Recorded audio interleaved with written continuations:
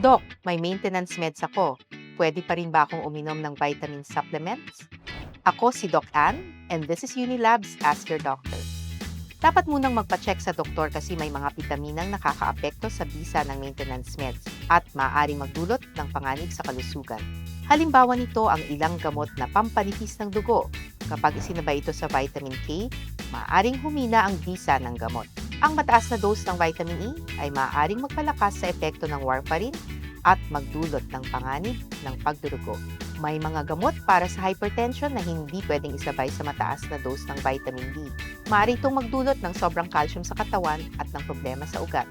Kumonsulta sa inyong doktor bago magsimulang uminom ng kahit na anong supplements, lalo na kung ikaw ay may maintenance na iniinom.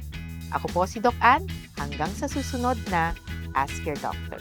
Unilab Quality yan!